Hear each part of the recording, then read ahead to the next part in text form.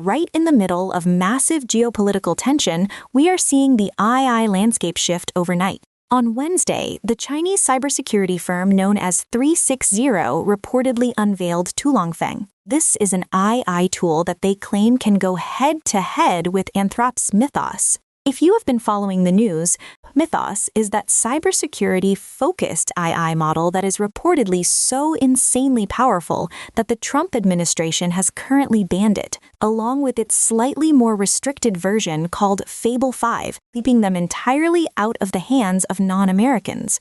But nature abhors a vacuum, right? Earlier that exact same week, Sakana AI, which is a Tokyo-based startup, launched Fugu. They named it after the Japanese word for blowfish, which is pretty fitting if you think about it. The company boldly states that this frontier AI model stands shoulder to shoulder with leading models like Anthropic's Fable 5 and Mythos Preview.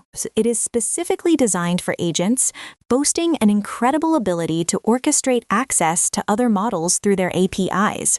Now, pretty wild that these two massive new Asian model products hit the market right as the U.S. government ban drags on. The order preventing Anthropic from giving global access to Mythos and Fable happened just 2 weeks ago. Hajed. When pressed about this, a spokesperson for Sakana AI told TechCrunch that the release of their new model was entirely coincidental. But let us be real, that has not stopped them from absolutely capitalizing on the moment. Christus. If you go to their website right now, it literally advertises delivering frontier capability without the risk of export controls.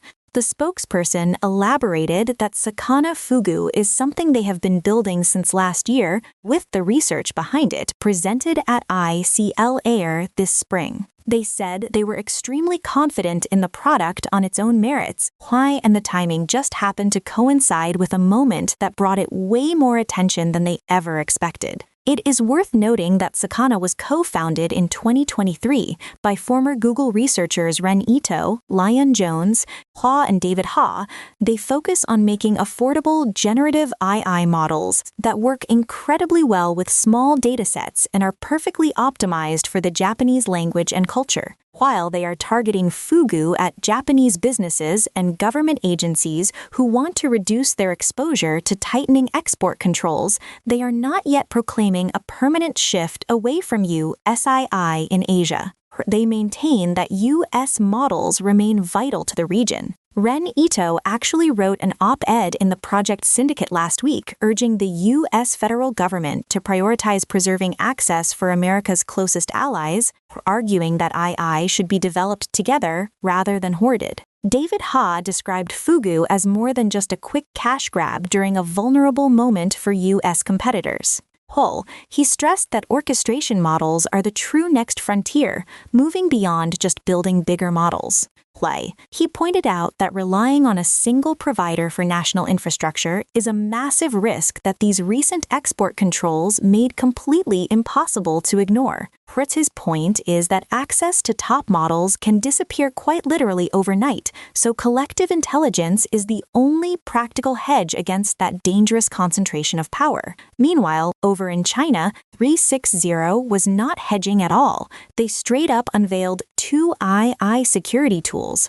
Tulongfeng is specifically designed to automatically discover software vulnerabilities, while Yichenggen is built to completely automate cyber defense and incident response. The founder, Zhou Hongyi, sent a very clear message, describing vulnerability finding II as a national strategic asset. He raised concerns about what he called one-way transparency, where some global actors could access advanced detection capabilities while others are completely shut out. Anthropic had been on this absolute historic growth trajectory, with their run rate revenue crossing $47 billion in May 2026. We do not know exactly how much of that depends on Asian enterprise customers, but the writing is on the wall. In just a few weeks since the export order took effect, companies in Tokyo and Beijing have rapidly stepped into the massive void left behind. Even if U.S. companies manage to win back trust if this ban ever ends, these local alternatives that are specifically trained to better understand local language and cultural nuance are already filling the gap, and they might just be here to stay.